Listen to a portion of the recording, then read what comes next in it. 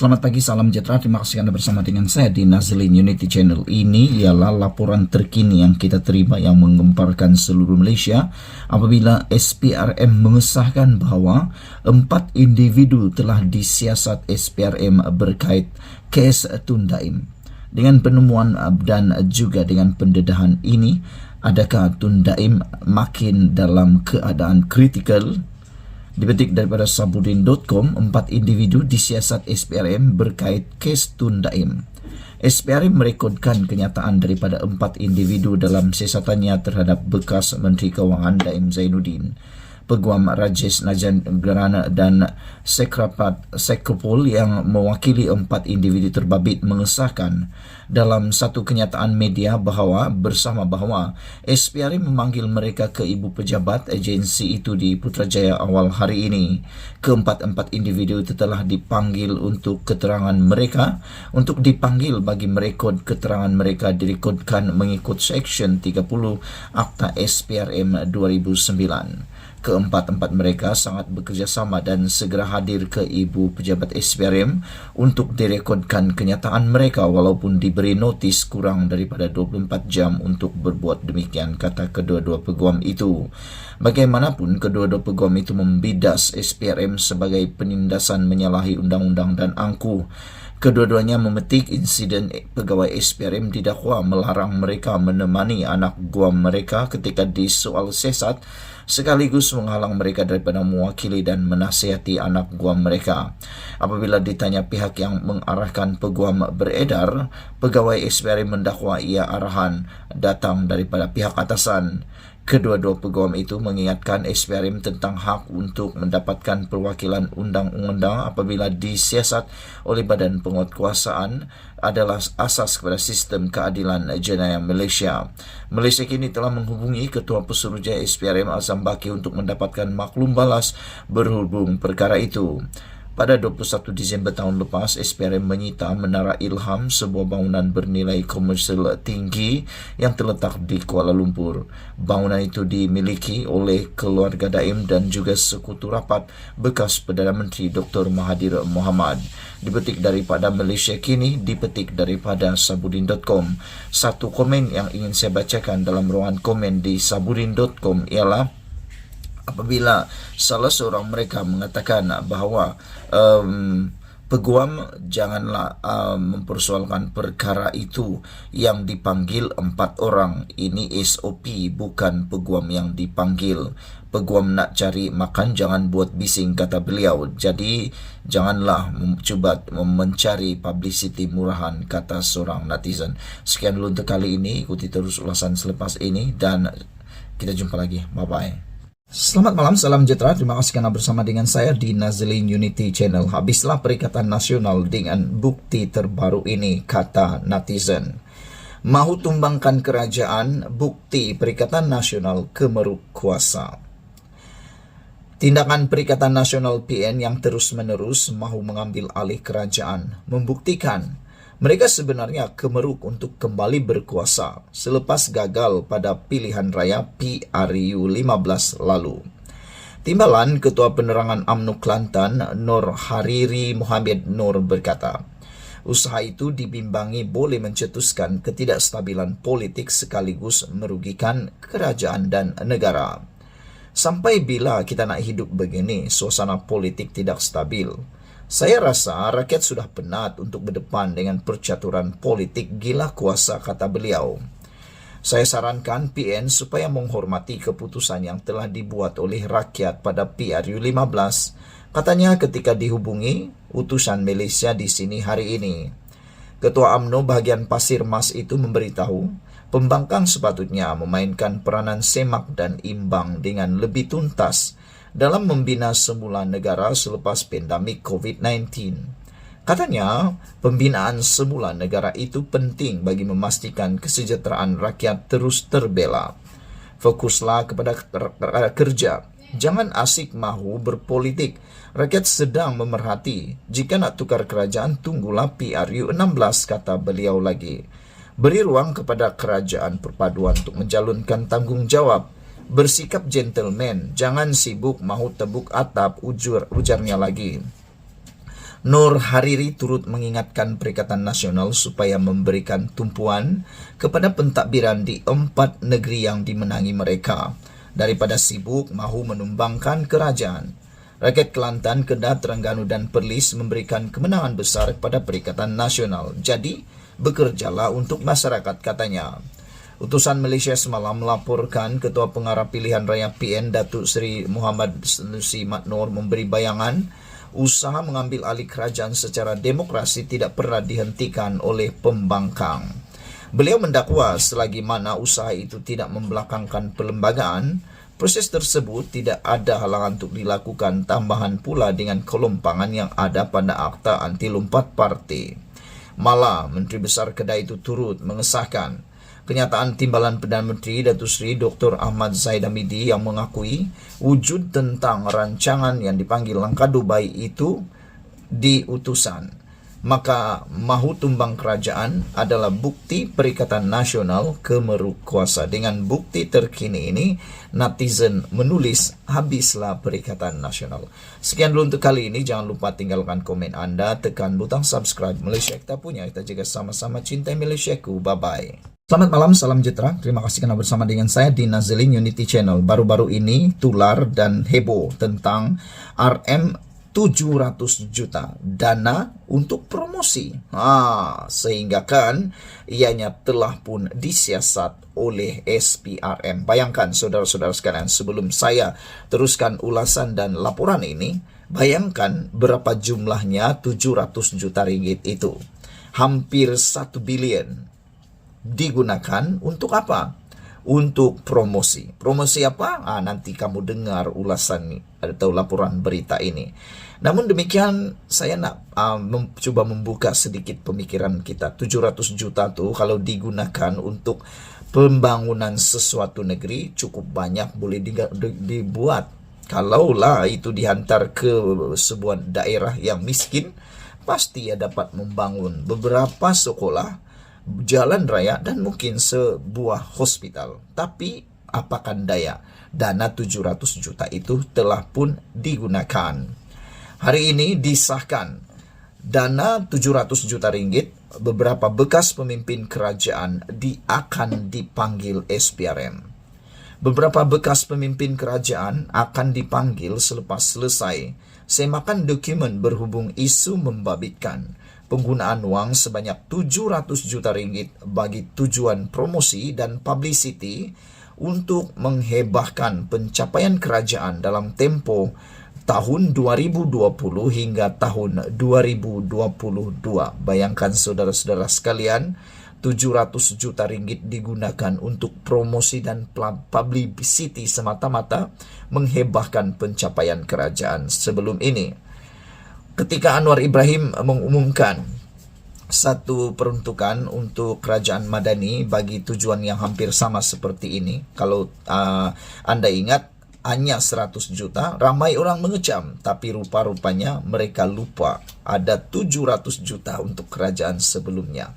Pengarah Kanan Siasatan Suruhan Jaya Pencegahan Rasuah Malaysia SPRM, Datuk Seri Hishamuddin Hashim berkata, setakat ini tiada lagi mana-mana bekas pemimpin kerajaan dipanggil untuk kes tersebut. Mengenai bila bekas pemimpin akan dipanggil, itu bergantung kepada kecepatan kami mengumpul semua dokumen. Dokumen yang diperoleh ini perlu disemak dahulu sebelum tindakan susulan, katanya kepada Sinar Harian pada hari ini. Selasa lalu, media melaporkan SPRM telah ke Kementerian Kewangan dan Jabatan Perdana Menteri JPM bagi proses siasatan dan mengumpulkan maklumat serta mendapatkan dokumen berkaitan. Siasatan dibuat berdasarkan maklumat awal yang dinyatakan Perdana Menteri Datuk Seri Anwar Ibrahim ketika menjawab soalan ahli Parlimen Batu P. Prabakaran pada November tahun lalu. Prabakaran ketika itu meminta Perdana Menteri menyatakan jumlah keseluruhan dibelanjakan kerajaan untuk kerja promosi dan publicity dalam menghebahkan pencapaian kerajaan menerusi semua platform media sosial termasuk media cetak, media digital serta televisyen sepanjang tahun sejak 2020 hingga kini. Media sebelum itu juga melaporkan kerajaan persekutuan membelanjakan hingga 700 juta ringgit untuk pengiklanan, promosi dan publicity bagi menghebahkan agenda kerajaan bagi tempoh tahun 2020 hingga tahun 2022. Inilah yang menyebabkan ramai netizen menulis dalam ruangan komen, kata mereka ini memang dah melampau penggunaan dana untuk semata-mata publicity dan promosi, kata mereka. Sekian dulu untuk kali ini. Jangan lupa tinggalkan komen Anda, tekan butang subscribe. Malaysia kita punya, kita jaga sama-sama, cintai Malaysiaku. Bye-bye. Selamat malam, salam sejahtera. Ini paling hangat di media sosial di Harapan Daily. Selepas langkah Dubai, tiba-tiba ini yang dilakukan oleh PAS amat mengejutkan Malaysia, dan paling mengejutkan pastinya mengejutkan Muhyiddin Yassin dan Gabungan Perikatan Nasional. Sehingga kan ada netizen mengatakan, adakah ini bukti PAS mahu meninggalkan Perikatan Nasional? Ini apabila selepas langkah Dubai, PAS tidak lagi guna logo Perikatan Nasional dalam akaun X. Wow, apa cerita sehingga PAS berani menolak logo PN dan tidak lagi menggunakan logo itu dalam akaun X mereka selepas langkah Dubai. Hubungan antara parti-parti dalam Perikatan Nasional PN dilihat semakin renggang ekoran kegagalan langkah Dubai. Terbaru, PAS tidak menggunakan logo PN lagi di dalam platform Twitter atau X parti itu, tetapi menukarkannya kepada logo PAS sendiri. Perkara ini dikesan oleh aktivis media sosial termasuk aku @saya @bumilangit yang menciap di dalam X beliau hari ini. Gambar PAS tidak lagi menggunakan logo PN dalam gambar profilnya, tetapi menukarnya kepada logo PAS sendiri. Hubungan parti komponen PN kini retak menunggu belah selepas langkah Dubai gagal, tulis beliau. Saudara-saudara sekalian, perseteruan ini bukan lagi rahsia. Jika semalam pemimpin PAS Negeri Sembilan menyerang Peja, hari ini akaun X @PAS Pusat menukar profil picture dari logo PN kepada logo PAS. Tulis aktivis media sosial yang pernah ditahan polis kerana mendedahkan aktiviti agama melampau yang dikesan menjelang pilihan raya umum lalu. Langkah Dubai yang didalangi oleh beberapa bekas pemimpin negara untuk menjatuhkan kerajaan Madani pimpinan Datuk Seri Anwar Ibrahim gagal selepas ia tidak mendapat sokongan. Usaha untuk memujuk Premier Sarawak Datuk Seri Abang Johari untuk menjadi calon Perdana Menteri ditolak mentah-mentah olehnya. Semalam, Pesuruhjaya PAS Negeri Sembilan, Rafi Mustafa mendesak Pengerusi Perikatan Nasional Negeri Sembilan yang juga Timbalan Presiden Bersatu, Datuk Seri Faizal Azumu meletakkan jawatan sekiranya tidak lagi berminat untuk menjalankan tugasnya.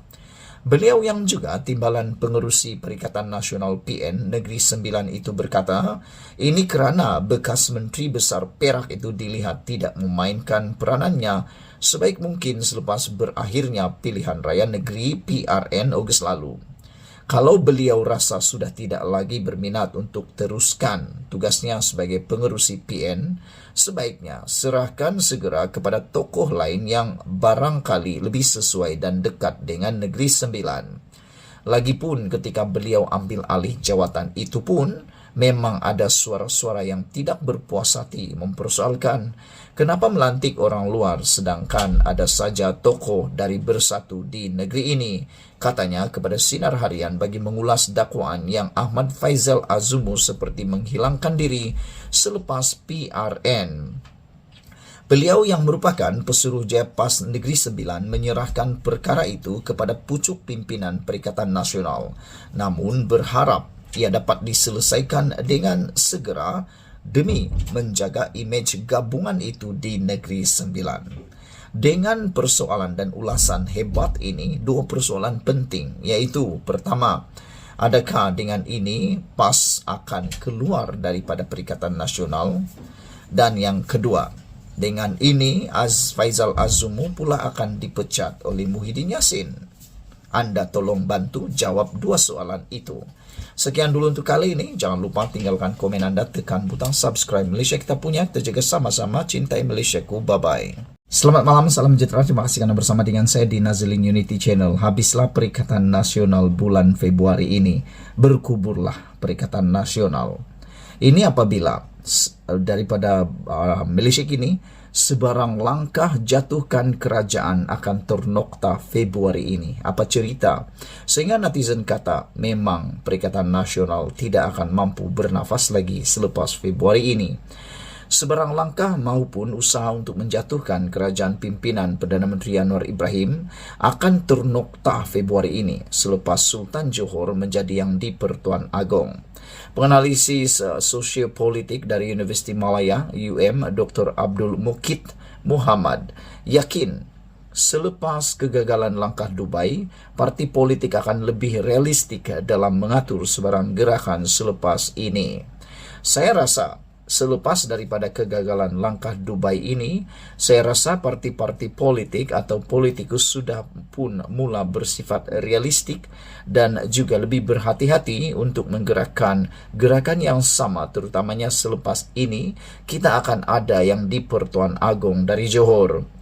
Yang mana kita lihat kenyataan-kenyataan bekal agung itu, yaitu Sultan Ibrahim Sultan Iskandar, itu sudah pun menunjukkan satu reaksi bagaimana sikap baginda terhadap mana-mana pihak yang cuba menggoyangkan kerajaan yang sedia ada. Pada saya itu satu kenyataan yang natural sebenarnya. Bukanlah bermaksud Seri Paduka Baginda mahu mencampuri urusan politik dan sebagainya, tetapi kenyataan itu, kenyataan bersifat harapan dan juga sedikit sebanyak akan memberi kesan kepada Perikatan Nasional PN, sebab apabila kenyataan dikeluarkan bekal agung yang pada saya itu perlu menjadi pertimbangan yang lebih khusus daripada PN, daripada pembangkang, katanya dalam satu wawancara bersama Kini TV.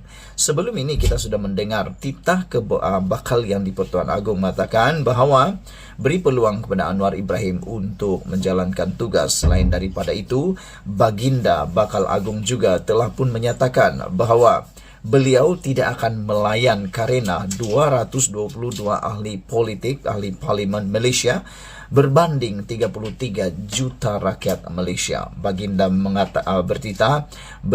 Baginda mengatakan bahawa Baginda akan lebih melayan rakyat berbanding karena politik, ahli-ahli politik. Jadi itu satu gambaran isyarat bahawa bakal ada satu kesusahan kepada Perikatan Nasional kalau nak cuba lagi tebuk atap.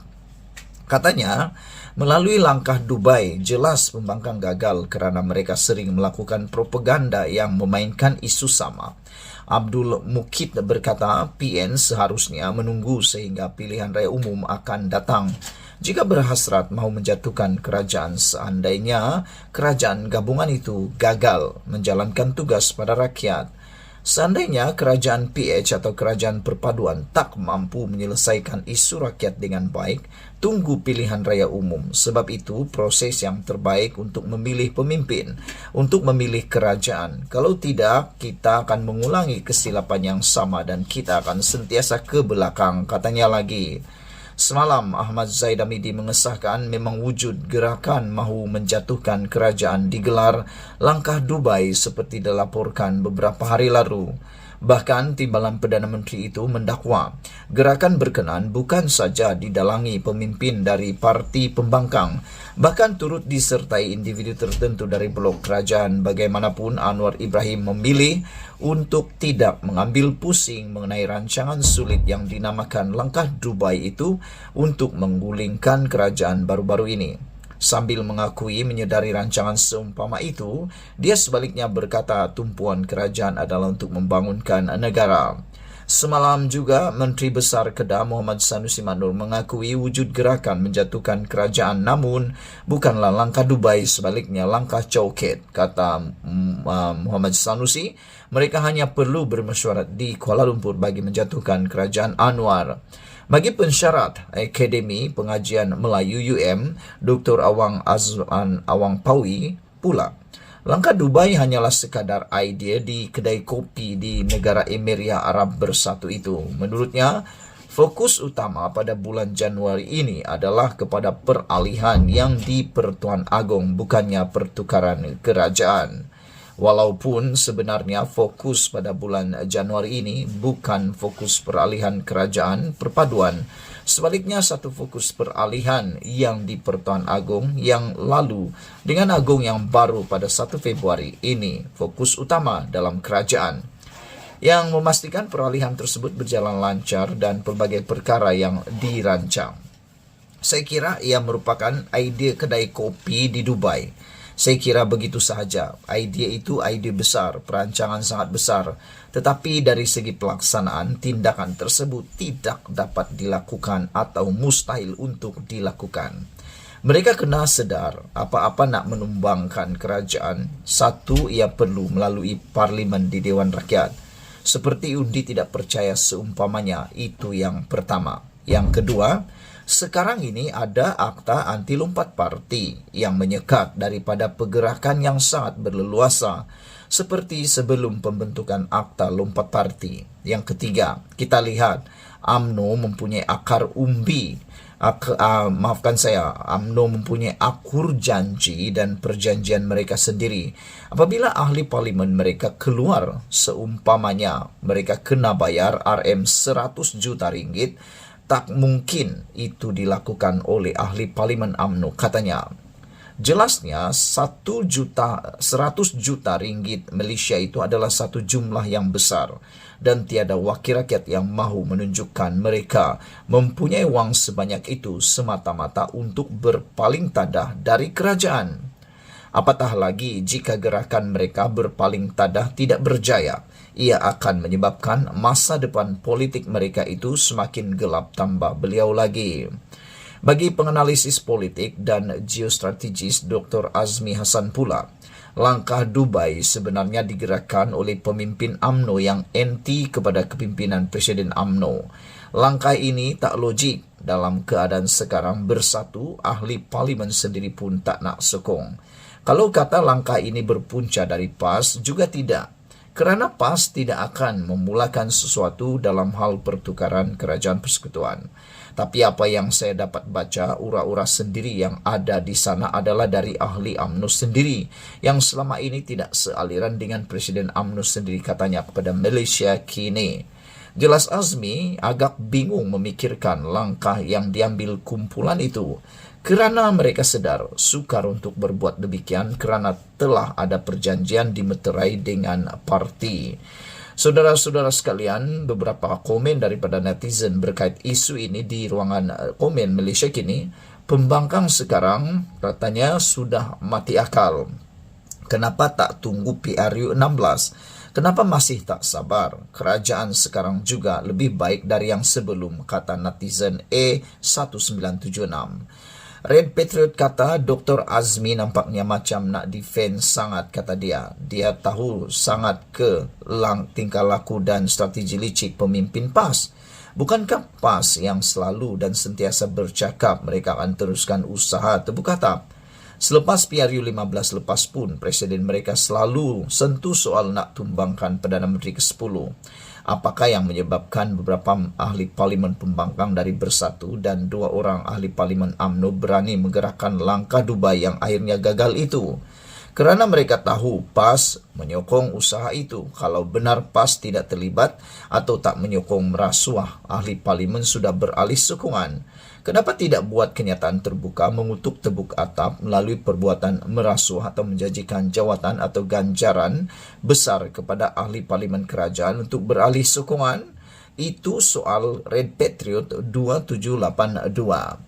Ada lagi yang mengatakan Rendezvous Kopi Wangsa Maju mengatakan, bagaimana kalau 25 ahli parlimen Melayu serentak lompat ke Bersatu? Adakah Agong boleh stop? Itu soalan beliau. Dan bukankah ini menyebabkan Bersatu akan ambil derma jadi calon dema untuk jadi calon di kawasan yang sama? Mohon pencerahan, kata beliau lagi. Black Hawk kata sekarang ini kerajaan perpaduan mempunyai lebih 150 kerusi. Kalau lompat 25 pun, PN masih tak cukup jumlah. Itu pencerahan Black Hawk. Makna kata tidak ada apa-apa yang berlaku. Saudara-saudara sekalian, Rendezvous kata, tapi PHBN ada 56 ahli Parlimen Melayu. Kalau 25 ke PN, PH tinggal 31 je ahli Parlimen Melayu. PN ada 74 ahli Parlimen Melayu. Kalau 25 ke PN, ada 99 ahli Parlimen Melayu di Semenanjung. GPS dan GRS mungkin lebih selesa bergabung dengan 99 ahli Parlimen Melayu, kata beliau. Namun demikian, namanya pun mungkin boleh saja, tapi mungkin sebab GPS, GRS Sabah Sarawak hanya 10% kemungkinan. Sabah Sarawak dah selesa bersama dengan kerajaan perpaduan seperti yang ditegaskan oleh kedua-dua pemimpin negeri berkenan. Sekarang ini GPS dan GRS sudah menyatakan komitmen bahawa mereka tidak akan menyokong mana-mana tindakan mahu mengganggu kestabilan negara. Kata dua gabungan ini, mereka kata tunggulah PRU barulah bercakap tentang politik. Dah bosan dah cakap tentang politik, kata mereka. Sekian dulu untuk kali ini. Jangan lupa tinggalkan komen anda, tekan butang subscribe. Kita jumpa lagi. Bye-bye.